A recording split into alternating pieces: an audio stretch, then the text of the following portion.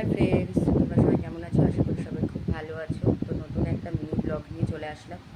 তো আজকে আমাদের বাড়িতে কী কী রান্না হচ্ছে সেটা তোমাদের সঙ্গে শেয়ার করব। আর মাছ মাংস সবসময় তো তোমাদের দাদাভাই পরিষ্কার করে, তো আজকেও করছে। তো তোমাদের একটু দেখাই, চলো। এই তুই মুরগির ঠ্যাং খাস? না, গন্ধ লাগে। তো গন্ধ লাগে যখন ছাড়াচ্ছ কেন? খাওয়ার জন্য।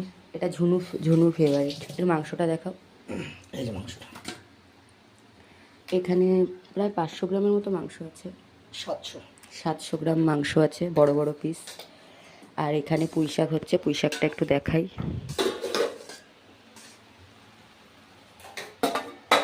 বসিয়ে রেখেছি আমি, পুঁই শাকের ঘন্ট হবে। আর এখানে মাংসের জন্য আলু কেটে রেখেছি। আর এখানে মাছের তেল হয়েছে, মানে অন্ধকারের মধ্যে রয়েছে, পুরো কালো লাগছে। এখানে লতি ভাজা হয়েছে, এখানে দুধ রয়েছে। আজকের মেনু দুপুরবেলার চিকেন কষা আর পুঁই শাকের তরকারি।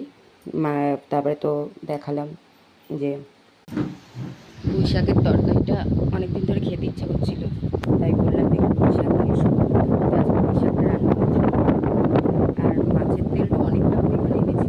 মাছের তেলটা এতটা বাজে গন্ধ বেরোচ্ছিল, বড়টা ফেলেই দিয়েছি, কড়াই থেকে ফেলে দিয়েছি। প্রথমে অতটা গন্ধ বোঝা যাচ্ছিল না, পরে দেখলাম ভীষণ পরিমাণে গন্ধ বেরোচ্ছে। যেটা মানে বড় ছিল সেটাই ফেলে দিয়েছি, দিয়ে তারপর এটাকে বানিয়েছি। দেখি এটা ঠিক আছে, এটা কোনো অসুবিধা নেই। আর হচ্ছে চিকেনটা করছি।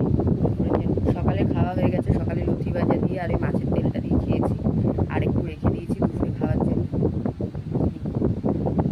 এখন শুধু চিকেনটা করবো, আর পুঁই শাকটা হলে রান্না হয়ে যায়। তো আজকে এটাই হচ্ছে মেনু।